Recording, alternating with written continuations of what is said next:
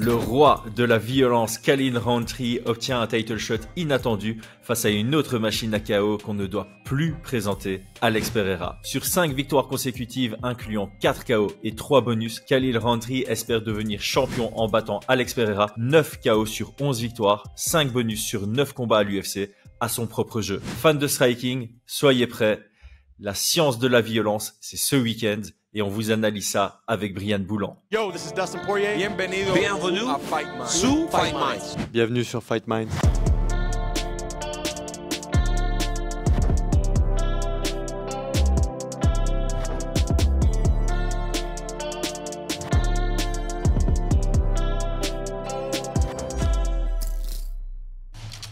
Paris sur le MMA avec Unibet. Quelle sera l'issue du combat? Une soumission? Un KO? Paris sur la prime numéro 1 avec Unibet. 100 € de bonus sur ton premier pari. Brian, quel intérêt peut-on porter à ce combat? L'intérêt du round. L'intérêt du round, nous Pereira va l'éteindre. Oh, ouais. C'est un peu ce que les gens pensent. Non, bah après voilà, on est quand même. J'ai même pas regardé les codes de Paris, mais pour moi c'est un combat.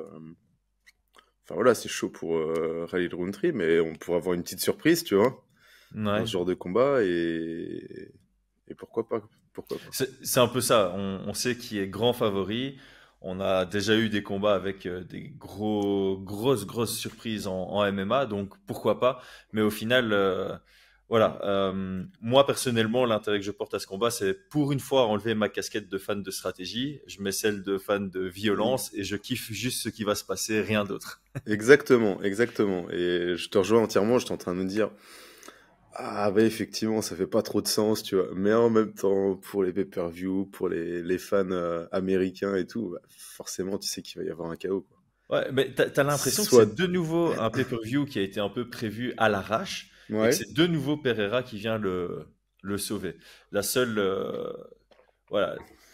frustration pour les fans, c'est que Ankalaev était disponible et donc c'est pour ça qu'il y a une frustration, c'est que c'est pas rien contre Khalil, mais c'est pas le plus méritant dans la division. Non, c'est pas le plus méritant, mais après voilà, hein, sur un pay-per-view, je t'avoue que t'as 80 € à mettre entre Pereira, Rountree, où tu sais qu'il va y avoir un KO, et Ankalaev, Pereira, où tu risques de voir ton combattant favori se faire étrangler, tu vois, je pense pas que tu vas être les 80 € de la même manière.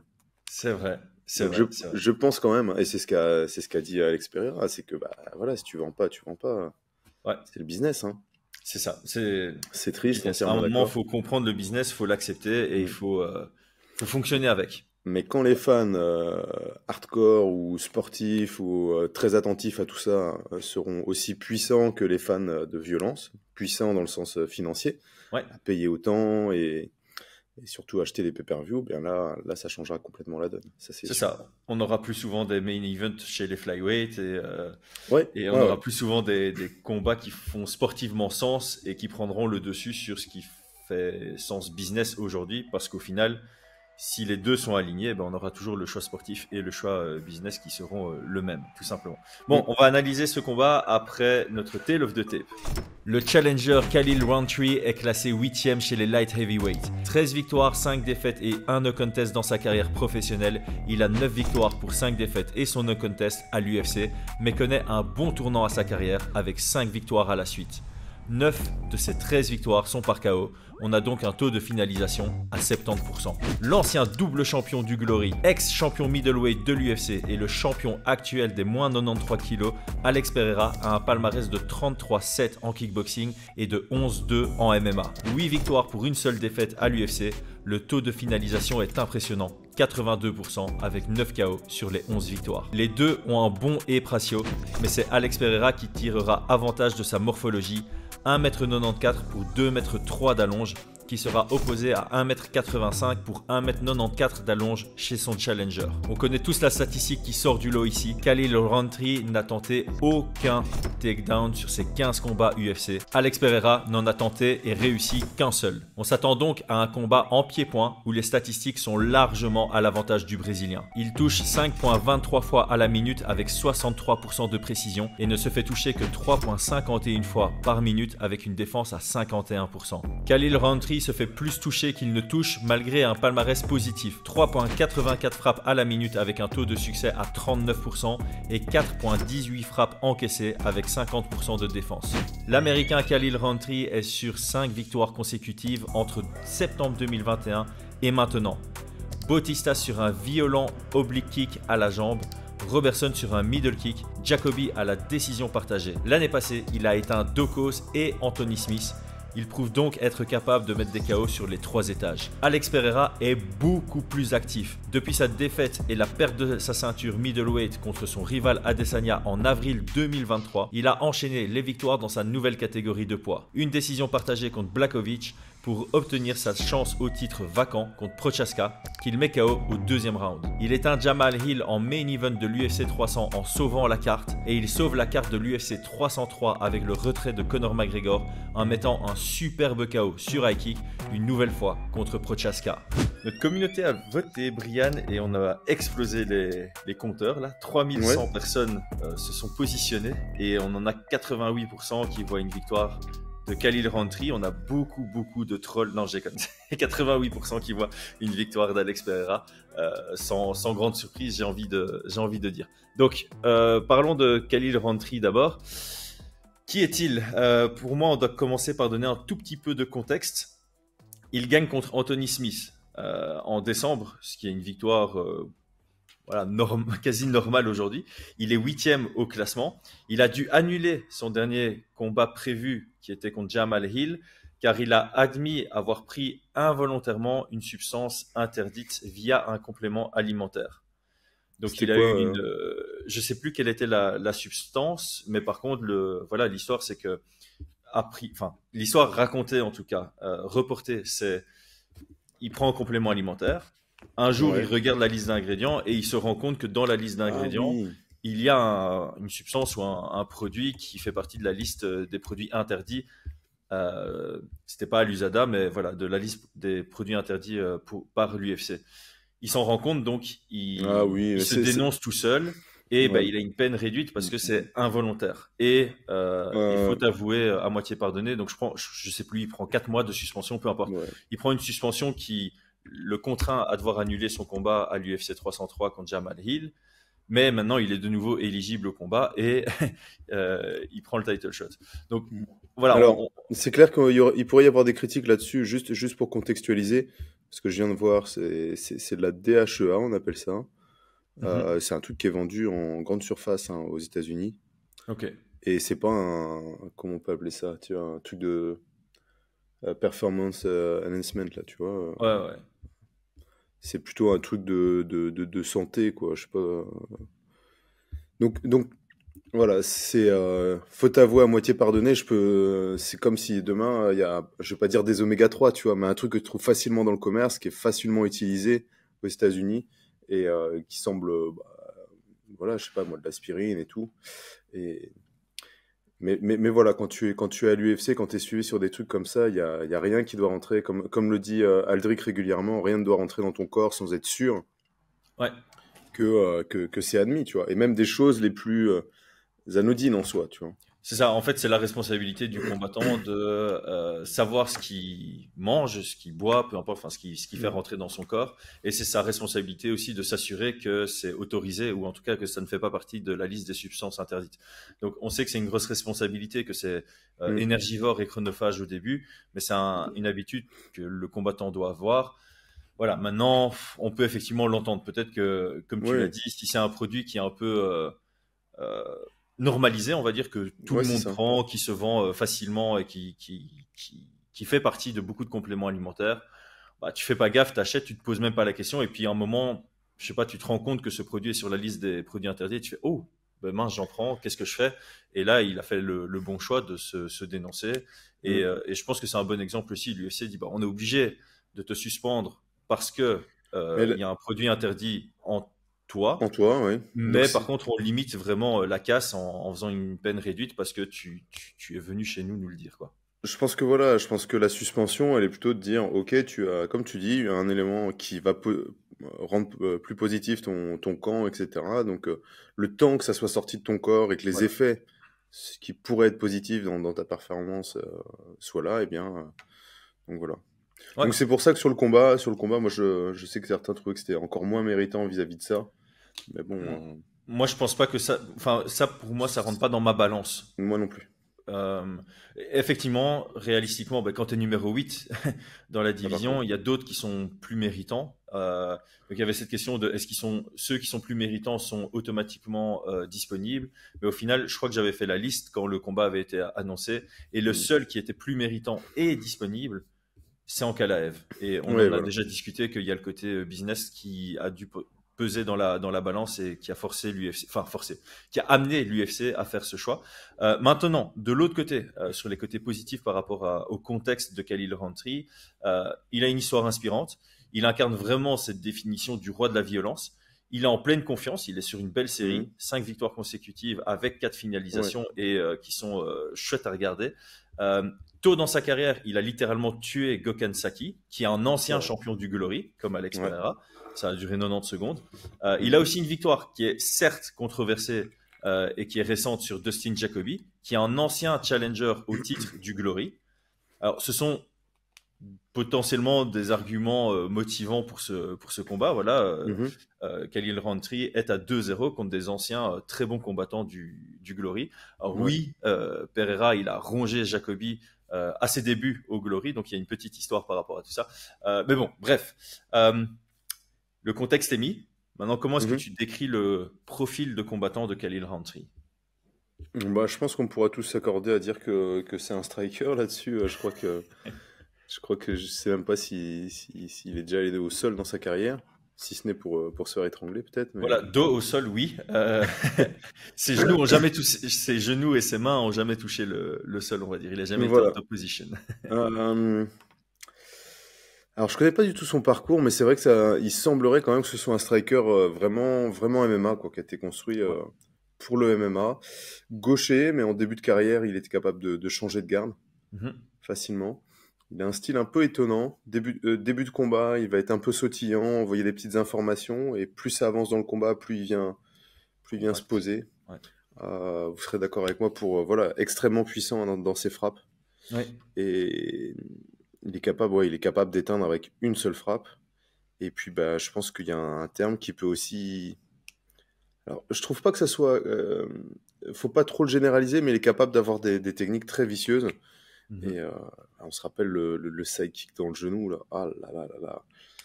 Ouais, le penalty dans le corps aussi sur Robertson, c'est... Ouais. On peut avoir des techniques vicieuses, mais des intentions vicieuses, tu vois, c'est pas la même chose, quoi. Là, il descend vraiment pour aller casser. C'est difficile à regarder, tu vois. J'ai même pas regardé le combat d'ailleurs. Ouais, moi non plus. Celui-là, j'ai vraiment regardé beaucoup de ces derniers combats et même des plus anciens, mais celui-là, j'ai skippé, vraiment. Et puis voilà, par contre, des combinaisons relativement simples. Un système défensif qui repose beaucoup sur les mêmes choses. Donc ça, on va en parler, mais ce qu'il fait beaucoup, c'est les contre délayés, tu vois. Donc l'adversaire envoie une frappe, il va reculer, et puis derrière chercher les combinaisons. Il a des bons kicks, des bons middle. Voilà, hein, il y a des erreurs de placement. Donc je trouve que c'est un bon striker de MMA jusqu'à un certain niveau. Par contre, après, effectivement, si tu commences à regarder dans l'élite, effectivement, il y a des petits manquements. Et c'est pour ça, hein, je pense que tout le monde s'accorde à dire qu'il part gros underdog sur ce combat, car il souhaite rester debout, tu vois. Ouais, c'est comme ça que je le décrirais. C'est un bon striker MMA. C'est pas un excellent striker MMA. Il y a vraiment un gap. Et justement, le gap, c'est typiquement la définition qu'on peut donner. Khalil, bon. Alex Pereira, excellent. Alors, est-ce que dans le passé, on a déjà eu des bons strikers qui ont tapé des excellents strikers en pied-point? Oui, c'est déjà arrivé. Ouais. Donc, il y a une porte vers la victoire et vers la Bien sûr. surprise. Mais voilà, tu prends un échantillon de 50 combats du style où tu as un excellent contre un bon, bah, tu as 42, 45 victoires des excellents strikers, bien entendu. Ouais. À commencer par Pereira, Jamal Hill. Ouais. Très récemment. Moi, j'ai pas grand-chose à ajouter sur ce que tu as dit. J'ai noté qu'il était aussi sujet au low kick et qu'il est sujet aux armes longues dans l'axe, les jabs, les crosses, c'est ce qui défend le moins bien. Il a un système défensif, comme tu dis, hein, donc c'est beaucoup des contres délayés. C'est pas un excellent contreur, c'est plus quelqu'un qui engage. Enfin, je le considère plus comme quelqu'un qui engage l'action que comme quelqu'un qui cherche le contre, même si il envoie de temps en temps des contres. Mais ouais, son système défensif est beaucoup aussi garde haute, je trouve. Il essaye d'être assez compact et ça peut passer dans l'axe. Ouais, j'avais pas trop la même lecture sur le dernier combat. Moi, je trouvais qu'il cherchait contre comment il s'appelle? Anthony Smith. Anthony Smith. Il n'a pas été beaucoup mis dans un mode défensif contre Smith. Moi, je tiens ça plutôt de non, défensif dans le sens où Anthony Smith envoyait une frappe, il recule et puis après il cherche les grosses frappes, tu vois. Ça, il l'a beaucoup fait. Et sur son système défensif, je trouve quand même qu'il a beaucoup de paris, de mains qui descendent, tu vois, régulièrement, quoi. Donc effectivement, il y avait de la garde haute aussi, mais je trouve quand même que sur les kicks, les mains, il y a des réactions de mains qui je trouve un peu inquiétantes, tu vois, inquiétantes face à Alex Pereira. Exactement. Et alors, moi, j'avais noté clinch assez solide quand même. Les coudes sont vicieux. Exactement. Ouais. Dans le clinch, donc ça, c'était à noter pour ce combat potentiellement. Ouais. D'autres, bon, évidemment. Grosse lacune en lutte défensive et au sol. Ça fait longtemps qu'on l'a plus vraiment amené au sol, étonnamment. Mais quand tu regardes, par exemple, si tu remontes à son combat contre Ian Cute là-bas, tu as l'impression qu'il donne les takedowns et qu'au sol, il est comme un poisson hors de l'eau, quoi. Ouais, vraiment. Je pense quand même qu'il dégage quelque chose en termes de puissance qui inquiète les adversaires à rentrer, tu vois, au clinch pour le mettre au sol. Ouais. Et pour autant, je pense que ce côté un peu bon striker, mais pas non plus excellent, enfin, c'est assez étrange, mais n'inquiète pas suffisamment pour se dire mon seul chemin vers la victoire, c'est le sol, tu vois. Ouais. Donc, il arrive à se retrouver un petit peu dans cet entre-deux qui fait que il peut s'exprimer sans avoir trop d'inquiétude, peut-être mis au sol, tu vois. Ouais, parce que typiquement, Anthony Smith, avant le combat, on s'attendait peut-être à ce qu'il utilise beaucoup plus sa lutte et son grappling, parce qu'il n'a pas une mauvaise lutte, il n'a pas un mauvais grappling, j'ai plutôt dire, Anthony Smith. Ouais. Mais effectivement, le deuxième round est très serré. Le premier round, ça va pour Khalil, mais le deuxième est assez serré, et donc peut-être qu'Anthony Smith est rentré dans le troisième en se disant j'ai ma carte à jouer debout, et c'était une erreur. Mais tu vois, rien que sur ce combat-là, tu te dis, mais attends, Anthony Smith, moi je trouve qu'il est bon au sol, hein. Il est bon au sol, il est bon en lutte. En tout cas, il était supérieur à Rountree, tu vois. Il a pas cherché une seule fois à aller sur cet axe-là. J'ai envie d'utiliser le terme ridicule. Mais ouais, je pense qu'il aurait pu l'étrangler au premier round, tu vois. Honnêtement, ouais. Et voilà. Mais c'est peut-être, je sais pas, il y a quelque chose qui fait que ses adversaires se disent, ouais, si je rentre trop proche, il risque de me connecter. Il est pas si dangereux que ça, j'arrive un peu à voir ce qu'il fait. Bon, il serait éteint à la fin, tu vois, mais... Exactement. Dernier petit point négatif, c'est quand même le manque d'adversité, je pense qu'il a eu quand même. Il n'a pas affronté, n'empêche, du top, hein. Je sais même pas s'il a déjà affronté un top 5. Là, il est numéro 8, donc automatiquement, ça veut dire que dans son ascension, tu es sur 5 victoires consécutives et tu es numéro 8. Ça en dit long, tu vois. Ça veut dire que ton dernier adversaire, il n'était pas dans le top 5. Ouais, défaite contre Cutelaba, défaite contre Prachno. Prachno, c'était pas mal quand même. Mais, c'est pas... Enfin voilà, les gars sont jamais rentrés dans le top 10. Ah non. Et après, ces victoires, il y a personne du top 10. Hein. Non. Anthony Smith, peut-être? Je sais même pas comment. Ouais, Smith était peut-être dans le top 10 à ce moment-là. Parce que Smith, je sais même plus sa victoire contre Petrino, c'était avant ou après. J'ai plus la chronologie des combats. Il était à l'entour top 10. Voilà, Anthony Smith, ça reste un bon vétéran, tu vois. C'est une bonne victoire, mais c'est pas non plus enfin, aujourd'hui, en tout cas, ce n'est plus la victoire. Ouais. Il a fait une ascension jusqu'à son title shot. Il a fait un title shot contre John Jones. Et puis, voilà, à ce moment-là, tu pouvais battre Anthony Smith et être vraiment satisfait de cette victoire. Aujourd'hui, Il manque quelque chose chez ce gars. Il manque juste un petit truc. Ok, Alex Ferreira, il est tellement actif qu'on l'a analysé en long et en large et en travers récemment. Voilà, il est grand, même pour cette division-là. C'est un striker d'élite avec une vraie capacité à construire un jeu pour délivrer un KO, que ce soit dans le premier ou dans le 5e round. Son crochet, clairement, son crochet avant, son crochet gauche, c'est son arme fatale, mais il a une façon de le setup avec son jab, avec un jeu de feinte qui est absolument magnifique. Aujourd'hui, il faut aussi se méfier évidemment de ses calf kicks, peu importe qu'on soit en garde ouverte ou en garde fermée. Il a d'autres armes qui font peur, à commencer par son switch high kick qu'il a balancé contre Prochaska. La vitesse était hallucinante. La vitesse, le poids qu'il a mis dedans, il lui a plié la tête, quoi. Avec ça, c'était. Wow. C'est une violence. Je l'ai revu hier, ça m'a rechoqué. Ouais. Autant le sidekick dans les genoux, j'aime pas trop, tu vois, mais autant celui-là, je l'ai regardé plus. Oui. Celui-là, tu peux le regarder en c'est encore plus violent, tu vois. Ouais. Et donc, en plus de ça, il a un bon cadrage. Voilà, en gros, ce qu'on a dit, en très résumé, ce qu'on a pu dire du champion sur nos dernières analyses. Bon, forcément, sa faiblesse, c'est sa lutte et son grappling. Hein, quelqu'un qui est aussi fort, on a déjà beaucoup parlé. S'il est aussi fort en pied-point, et notamment parce qu'il vient du kickboxing, il est encore très jeune, très bleu, comme on dit, dans sa lutte et son grappling, malgré cette ceinture noire dont on a déjà parlé, qui est plus symbolique qu'autre chose.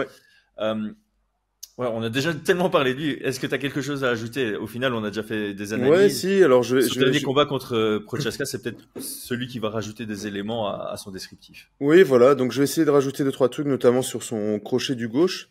Ouais. Moi, je vois trois chemins dans sa manière de le mettre. Et je voulais faire une petite parenthèse dessus. Je la trouve intéressante. Donc, la première, c'est effectivement de pouvoir faire descendre la garde avec des jabs au corps. On l'a vu, hein. Il va faire descendre, et puis après, il feinte et il monte à la tête. Ce qui marche relativement très bien. Hein. C'est des choses, je pense que le boxeur le plus connu ayant utilisé ça, c'était Mayweather quand il était jeune. On utilisait jab, enfin il en met, je sais pas, une dizaine, et puis après il feinte et il remonte à la tête. C'est un grand classique de boxe anglaise, mais les classiques, c'est il faut, comme les filles, il faut se les remater régulièrement, il faut les placer régulièrement. Le deuxième qu'on a vu aussi, c'est sa capacité à créer la collision avec son crochet du gauche. Donc, alors, imaginons que face à comment il s'appelle, Jamal, qui est gaucher, il aurait cherché son crochet du gauche sur un jab. Le mouvement de tête, tu vois, va dans la même direction que le crochet.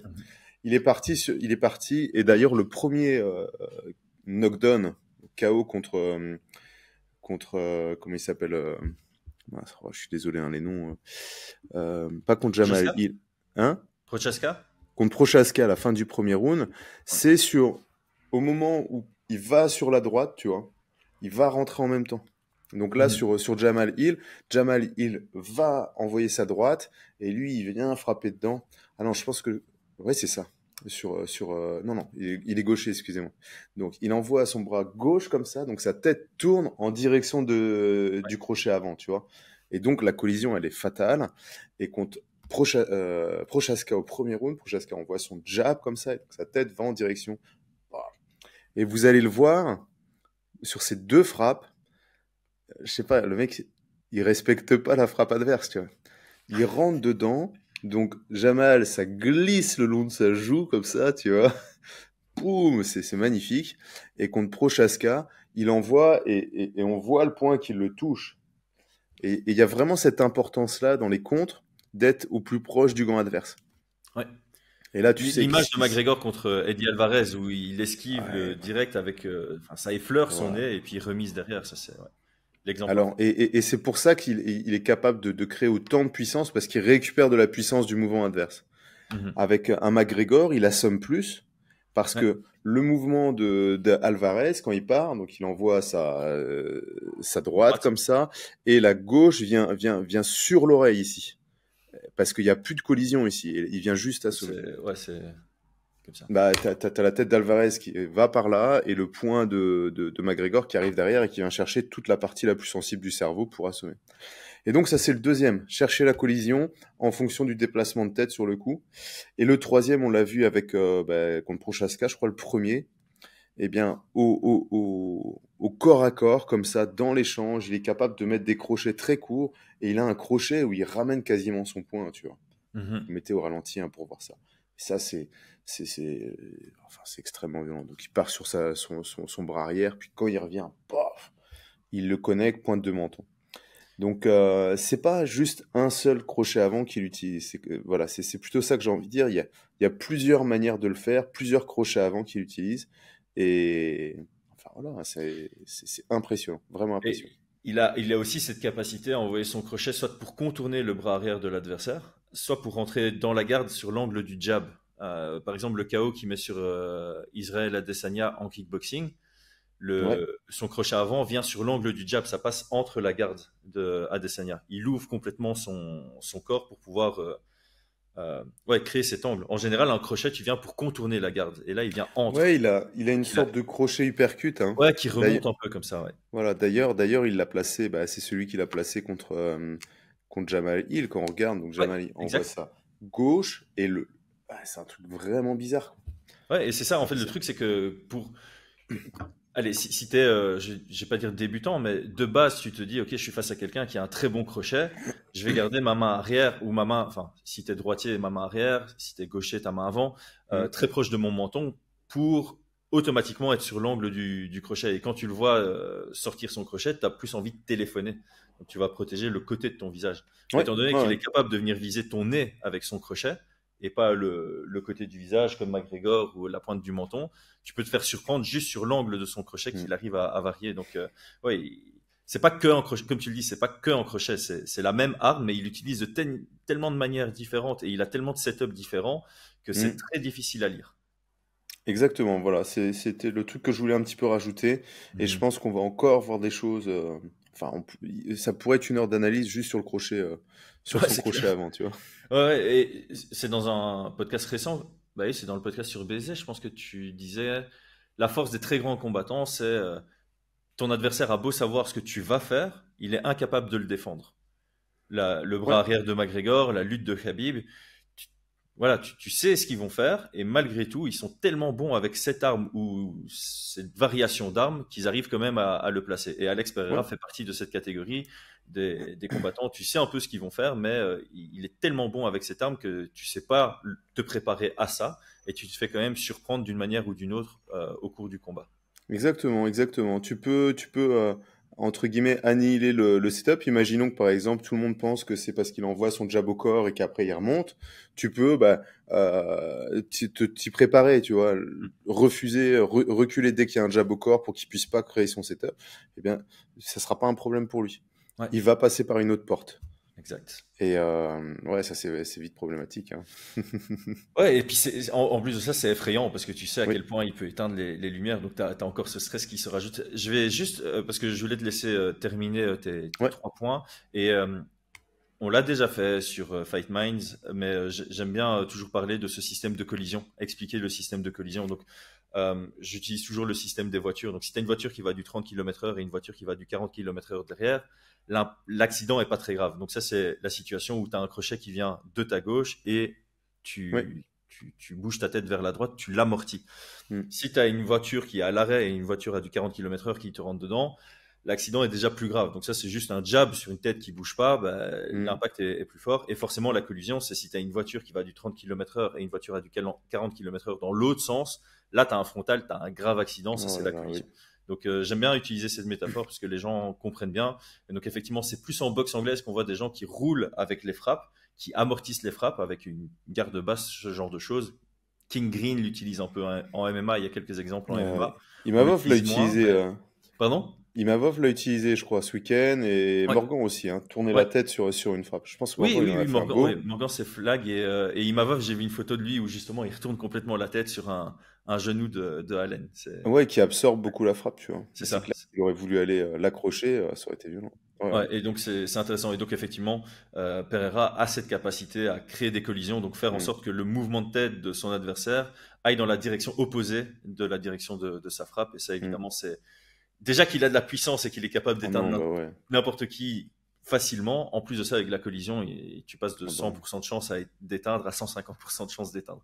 Ok, passons au game plan. Pour Khalil, il a annoncé ne pas vouloir lutter et cette fois-ci, j'avoue que j'y crois un peu. Je crois pas que ce soit du mind game ni quoi que ce soit. C'est pas du tout son jeu. Je pense que même s'il incorpore ça dans ce camp, il aura peu, voire pas du tout de succès avec ça. Je sais pas si toi, tu avais mis la lutte dans le game plan ou si tu es parti sur quelque chose qui tourne autour des forces de striking de Khalil Rountree. Écoute, non, j'avais pas mis de lutte parce que effectivement, je pense que il risque de s'épuiser, tu vois. Après, voilà, à moins que ce soit une de ses armes qu'il ait cachée, qui est une très très bonne lutte offensive. Si ça risque d'être compliqué, il risque de faire un combat un peu cata, tu vois ce que je veux dire? Ouais. Et puis même au niveau du public, au niveau de tout, je pense qu'il a rien à y gagner, quoi. C'est clair. Donc non, j'ai pas mis de lutte, j'ai pas envie non plus de me faire virer par lui si je suis son coach, tu vois. Ouais, même j'ai vu une sortie de son coach, enfin un extrait d'une sortie de son coach qui disait une histoire de s'il lutte, je me casse de son coin, tu vois, une connerie comme ça. Non, je crois qu'au tout début, c'est Khalil Rountree qui a dit si mon coach arrive en me disant il va falloir que tu le luttes, je le vire de mon camp. Ouais. Et donc, plus tard, un mois plus tard, le coach a dit dans une autre interview, genre s'il lutte dans la cage, moi je pense que c'était en écho, en réponse. Ouais. Non, moi j'ai pas mis ça. Alors par contre, je suis pas contre le clinch et les coudes, mais je pense.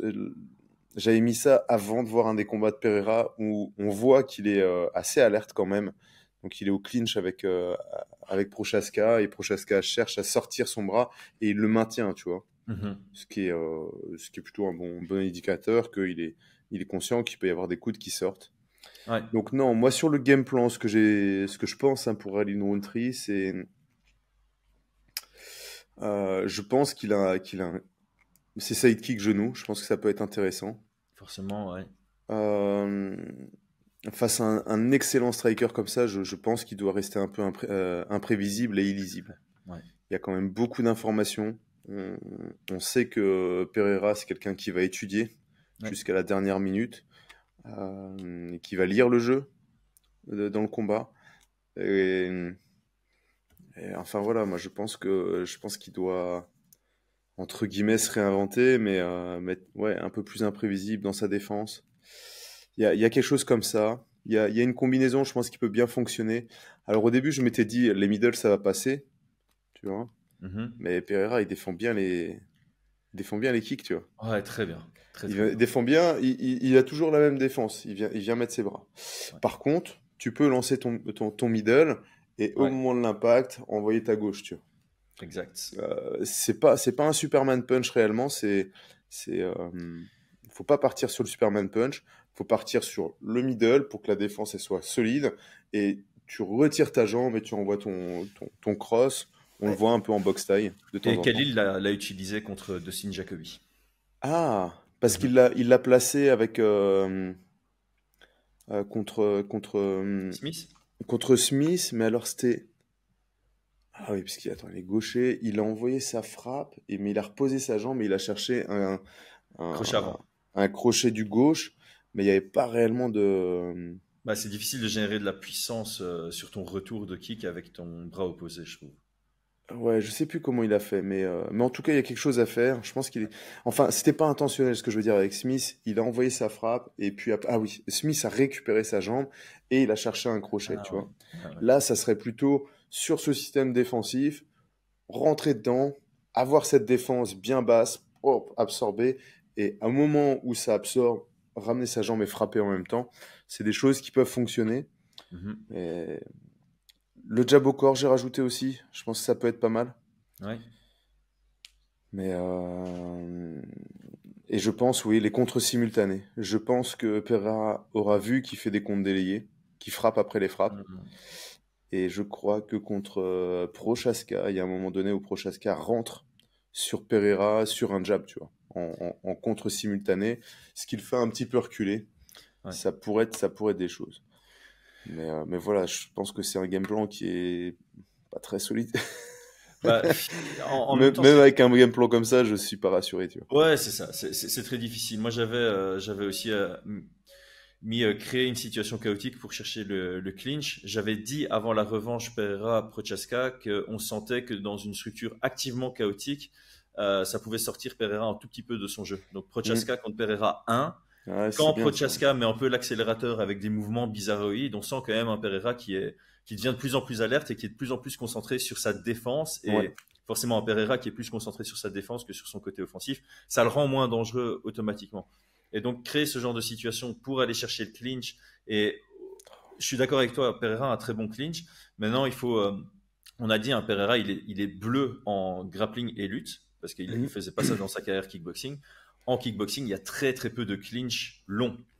C'est des clinches éphémères qu'il y a en kickboxing. Donc forcément, si debout, il y a un axe d'amélioration pour Pereira ou un aspect de son jeu en pied-point qui est moins développé, c'est le clinch automatiquement, parce que c'est ce qu'il a le moins travaillé sur l'entièreté de sa carrière. Et alors le deuxième point que j'avais noté, c'est exploiter le double stiff arm. Donc on a une défense chez Pereira qui est souvent de tendre les deux bras en même temps. Et donc moi j'ai pris deux techniques là, la spéciale Adesanya qui a fonctionné contre Pereira dans le premier combat MMA. C'est le jab, sticky jab overhand qui a fonctionné tout à la fin du premier round. Donc c'est jab, tu remets ton jab, tu caches un peu la vue, tu pars sur un overhand. Si tu as l'occasion, tu mets un petit crochet en sautant avec les deux pieds derrière. En garde ouverte? Ah mince, oh j'ai pas du tout réfléchi à ça. C'est vrai qu'on est parce qu'effectivement, il l'a placé. Tu dis? J'ai pas du tout réfléchi au fait qu'on était en garde ouverte pour cette technique. J'ai dit au début, un Rountree, il est capable de changer de garde. Et la technique dont tu parles, il l'a fait à l'époque au RFA ou un truc comme ça. Ah ouais, je suis remonté, j'ai regardé pas mal de combats. Au RFA contre Black Troop, peut-être? Est-ce que c'était lui? Non, c'était un 7-1. C'était contre un 7-1. Bref. Ouais, enfin, en tout cas, ça veut dire qu'il est capable de se mettre en droitier juste pour envoyer une technique qu'il aurait travaillé juste pour Justin Polanday. Voilà, il l'a fait contre Justin Polanday. Au tout début du combat. Bon, il n'a pas touché, hein, mais il l'a utilisé et il avait changé de garde pour ça. Ok, et alors de l'autre côté, et c'est marrant parce que pour la deuxième technique, j'ai justement fait gaffe à ce que ça parte bien en garde ouverte. C'est ce que j'appelle la spéciale Golovkin. Et dans la revanche Prochaska-Pereira, Prochaska l'essaye. Et honnêtement, c'est une question de précision. Ça passe à côté de peu, mais tu sens que ça peut fonctionner. Donc tu es en garde ouverte, tu envoies ton cross, tu shifts en gaucher, tu shifts dans l'autre garde, pardon, tu shifts en droitier. Tu renvoies ton cross qui se transforme du coup en jab, puisque tu as changé de garde, et puis tu envoies ton cross dans la nouvelle garde. Donc ça fait, comme Dustin Poirier, tu veux dire? C'est le de Dustin Poirier. Ouais, c'est ça. Sauf que Dustin Poirier, je sais pas s'il fait un nouveau. Enfin, tu vois, je sais pas s'il double son gauche. Ah ouais, Dustin Poirier, c'est gauche, shift, droite. Et là, c'est gauche, shift, gauche, droite. Ah, faudrait que je regarde. Moi, j'appelle la Diamond pour Dustin Poirier, mais c'est vrai qu'on le fait. On envoie la frappe, on avance, on envoie soit le jab, soit pas, et puis on envoie le bras arrière. Ah ben je vais t'envoyer une vidéo sur YouTube. Ouais, Golovkin, je vois. The Art of Shifting, et c'est une analyse de Golovkin.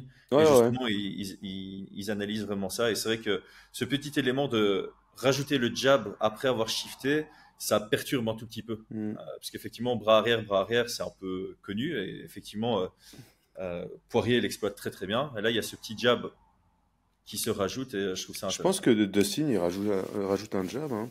Mais Golovkin, ouais, pour moi, c'est un des rares boxeurs. Enfin, un des rares boxeurs. Un des exemples de boxeurs qui utilisent le shift.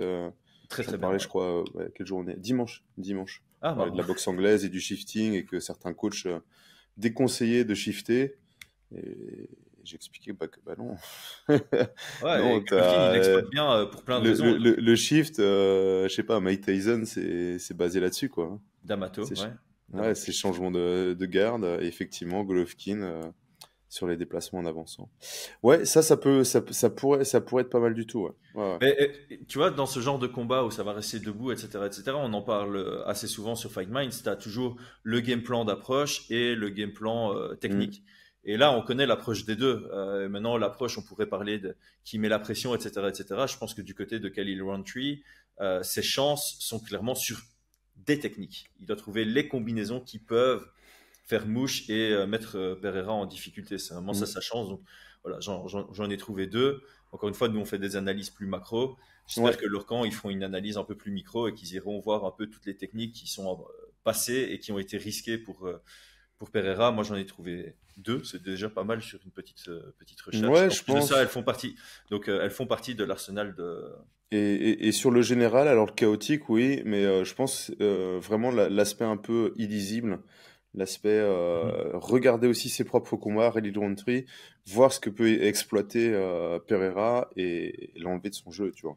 Ouais, et c'est pour ça que Ça, j'aime pour beaucoup moi, ce que tu as c'est dit sur le contre synchronisé. Il en a pas envoyé beaucoup dans sa carrière, voire pas du tout. Et donc, ouais, c'est quelque chose qui pourrait surprendre. C'est vraiment venir avec des nouveautés dans ton jeu que Pereira clairement. n'a automatiquement pas pu anticiper puisque c'est nouveau. Voilà. Et ce contre simultané, bah, Prochaska l'a utilisé, c'était pas loin. Mais effectivement, on a des retraits de bus. On a quand même beaucoup de retraits de bus de la part de Pereira avec les mains qui viennent devant. Ouais. Donc le travail au corps pourrait être intéressant. Tu vois, changer un petit peu. On sait que Pereira peut travailler au corps pour faire descendre les bras et après monter à la tête. Je pense que des fois, c'est intéressant d'exploiter la force de l'autre, Mhm. de la lui retourner. Ah oui, ben, Tu vois? ça a déjà été dit par des analystes. Je me demande si Jack Slack a pas dit ça. Très souvent, tu as des gars qui sont forts offensivement sur quelque chose et en fait, c'est leur kryptonite défensivement. Ouais, ouais, ouais. Ah oui, clairement. Bah, on l'a eu avec Jones, hein. Je pense que c'est le combat référence de John Jones qui a été en énorme difficulté contre Gustafsson. Ouais, Et parce qu'il s'est retrouvé face à lui-même quasiment. ouais, c'est ça, sur la Si on se morphologie. rappelle Ouais, bien, Gustafsson, il a fait du John Jones à John Jones. C'était vraiment, ouais, ouais. t'es là, mec, arrête de, c'était incroyable ce combat-là, tu vois. Ouais. Et John Jones avait plus de réponse face à lui-même, entre guillemets. Attends, je pense que Au j'ai un doute. premier combat, hein, bien évidemment. Oui, oui. Ouais, parce que le deuxième, John Jones a juste fait du John Jones à celui qui avait fait du John Jones sur liste, tu vois ce que je veux dire. Ouais, oui, ouais, ouais. Il l'a mis au sol, il a dit, attends, mon ami, non, on va lutter. Ah, ah non, je me suis trompé. Parce que je pensais que Paul Sass, je sais pas si tu te souviens de ce gars. Non. C'est le mec qui avait genre 12 victoires, 12 triangles. Et je pensais que sa première défaite c'était par triangle, mais c'est par clé de bras. Bon, bref. Ouais, ouais. Mais en tout cas, oui, peut-être qu'un travail au corps pourrait être intéressant, avec ses bras qui descendent, et puis au fur et à mesure, frapper pour remettre la tête dans l'axe et remonter. Et clairement, ça pourrait être aussi une solution. Ouais. Bon, on en arrive à nos pronostics et préférences. Selon notre Et sponsor. Pereira, tu penses quoi, toi, son game plan? On l'a fait? Bordel, non, on l'a pas fait. Ah oui, Autant pour moi, dis-moi. j'ai complètement skippé le bazar. Pour Pereira, moi j'ai presque envie de dire pas grand-chose. Il doit être lui-même, il doit être patient, il doit toucher sur les moments creux avec les armes safe, ce qu'il fait de base, hein, beaucoup de jab, beaucoup de calf kick, un peu de cross, et prendre un minimum de risque sur les attaques de Khalil Roundtree. Et quand il sent qu'il a le timing, il peut aussi chercher les contres.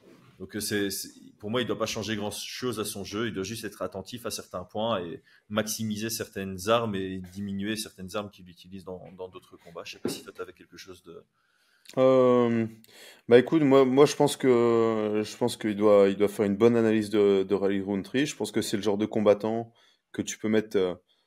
Il peut se rendre le combat facile, tu vois, Ouais. en analysant bien, en partant du principe que Roundtree va arriver et pas forcément avoir un game plan ultra travaillé, tu vois.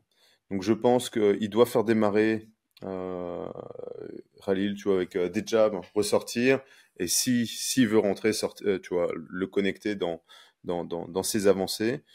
Rester quand même prudent parce que bah, on peut quand même avoir un Roundtree qui arrive mieux préparé, comme on l'a Mhm. dit, illisible. Je pense qu'il doit faire de la lecture aussi. Donc il doit être patient comme il a fait. Tu vois, la réalité c'est qu'il, de toute façon, comme tu dis, hein, il va faire un peu de lecture, il va voir, il va rester relativement prudent. Et puis après, il va dérouler, il va construire ce qu'il a prévu de faire. Ouais. Donc je pense qu'il y aura pas mal de choses sur le travail au corps aussi, parce moi je trouve que Rally il a tendance à descendre ses mains, donc tous les jabs il va les descendre. Euh, peut-être utiliser des middle aussi. Je sais que donc Roundtree, alors c'était contre qui? Bah, il y a eu un combat, le dernier combat qu'il a perdu à la décision là. Martino. Ouais, voilà. Je trouve qu'il lui mettait des bons middle, Beaucoup de low kick et Marcin Pracino. Pracino, ouais. Marcino. Ouais, on était pas loin. J'ai pris son prénom et j'ai pris la dernière lettre de son famille. Je trouve que les middle passaient relativement bien. Mais bon, voilà, à voir. Je pense que c'est vraiment le genre de combat qui est où on voit clairement Pereira largement favori, mais on le voit favori parce qu'il va être capable de construire le finish. Il va être capable de dérouler et d'être lui-même sur ce qu'il fait de mieux, tu vois. Exactement. Ouais, c'est pour ça qu'il est autant favori. Franchement, j'ai rien à ajouter. Du coup, je change le timer de pronos. Donc, selon notre sponsor Unibet.fr, Alex Pereira est évidemment grand favori à 1,17 contre 4,50 pour Khalil Rountree. C'est un écrasant 80-20. C'est dans le sens où ça dépasse même 80% de chance pour que le champion reste champion. J'ai presque envie de dire, t'en penses quoi, mais je crois que tu seras assez aligné avec la cote. Donc ma question, ce sera plus ton prono, c'est quel round? Ouais, deuxième. Mm-hmm. Je vois. Oh, ouais. Alors, le problème, c'est que sur le round, tu vois, soit on va avoir un Rountree qui peut se faire connecter à la fin du premier, ou soit on va avoir un Rountree qui va vouloir, qui va accepter de perdre et pas se faire mettre KO, tu vois, et donc ça pourrait être troisième. Ouais. Moi, j'aurais tendance à dire deuxième, tu vois. Ouais, en fait, moi la façon dont je le vois, c'est Khalil Rountree, il sait que c'est sa seule chance. Le mec est numéro 8 au classement, il perd ce combat, il va peut-être rester numéro 8, mais il sera du coup très loin d'une deuxième chance. Donc il va venir pour tout donner, et je crois et j'espère qu'il est conscient que dans un combat structuré, où il laisse de l'espace à Pereira, il a aucune chance, ou quasi aucune chance. Comme on l'a dit, il doit un peu être imprévisible. Dans l'imprévisibilité, je pense qu'il y a cette nécessité d'être un peu chaotique, un peu volumineux. Il ne peut pas laisser trop de temps de répit à Pereira. Donc Khalil va également engager le combat, et donc ça devrait aller assez vite. Donc je suis assez d'accord. Moi, c'est sur le...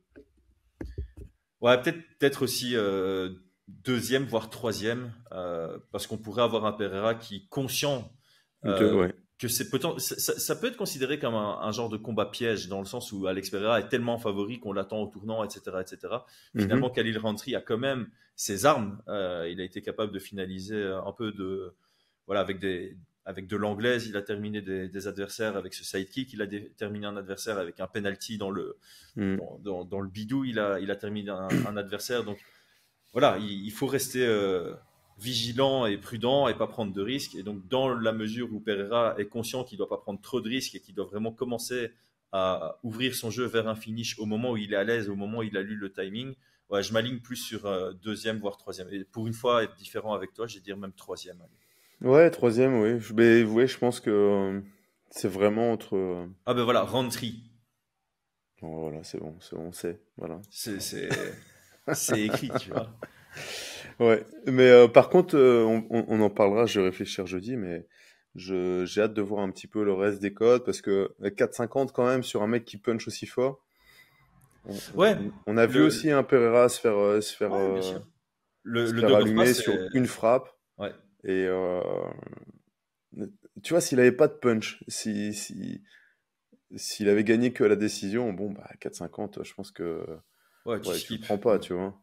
Mais là, avec les tapes fort. Tu sais, la situation un peu comme la revanche MMA contre Adesanya, tu vois, où Pereira sent le finish et du coup il va combiner, il pense pas trop à sa défense et puis il y a quelque chose qui vient, qui le surprend et ça l'éteint directement. C'est un scénario totalement plausible. Hein. C'est un scénario vraiment plausible. Et... Je le mets pas du tout de côté. C'est un chemin vers la victoire pour Khalil Rountree. Il y a pas mal de commentaires qu'on a reçus d'ailleurs avec des gens qui croient à l'upset et honnêtement, je leur donne pas du tout tort. Hein. Mais je t'avoue que moi, je pense quand même, en tout cas sur la cote, je pense que je mettrais plutôt sur l'upset, ouais. Ouais. Moi, je vais voir la cote. Le combat ne va pas à la décision. Je suis prêt à mettre 7 unités dessus, tu vois. Si elle est intéressante. J'ai beaucoup de mal à imaginer ce combat durer les 25 minutes. Ouais, c'est vrai. Mais à mon avis, la cote Elle sera genre elle va être à 1,15. Ouais, mais c'est ça. Je serais très surpris, très surpris que la cote soit au-dessus de 1,25. Honnêtement, si elle est au-dessus de 1,25, le combat ne va pas à la décision. Je mets voilà, le max bet dessus, je mets les 7 unités dessus. Écoute, c'est pas bête. On en reparlera jeudi. On en parlera jeudi, ça fait un bon teasing sur le fait que jeudi, on fait un petit épisode sur l'UFC 307, l'analyse de la main card sous l'angle des cotes de Paris. Bon, bah, il nous reste plus qu'à répondre. Préférence Pereira, moi. Oui, alors ça me ferait rire que Khalil gagne, dans le sens où ça casse un peu les plans de l'UFC. On a un gars qui saute de numéro 8 à champion, personne s'y attendait. Bon, on a déjà eu le cas il n'y a pas longtemps avec Jamal Hill. C'est vrai que peu de gens le voyaient champion 4 mois avant qu'il devienne champion. Ouais, c'est vrai. Mais effectivement, ce serait bizarre. Par contre, effectivement, sur toutes les options qui peuvent exister dans le futur, et même pour j'ai envie de dire pour le entre guillemets bien du MMA d'un point de vue reach et voilà, et Pereira, ça fait partie des nouvelles superstars et des nouveaux visages de l'UFC. Ouais, j'ai une préférence pour Pereira avec surtout les match-ups que ça peut ouvrir dans le futur. Et c'est une belle transition, puisque la plupart des questions de nos membres tournent autour de la suite pour Pereira en cas de victoire. Quel serait le combat qui nous intrigue le plus en dehors de Ankalaev chez les light heavyweight pour Pereira? Si Pereira décide finalement de quand même descendre pour affronter Dricus du Plessis, qu'est-ce qu'on pense de ce combat? Toutes ces questions, on va y répondre dans une vidéo réservée aux membres du statut Champions et Pound for Pound. Les amis, rejoignez la famille. Abonnez-vous si ce n'est pas encore le cas. Un petit like, un petit commentaire sous la vidéo. Brian, merci à toi. Dans 2 secondes. Merci à tous. Ciao tout le monde.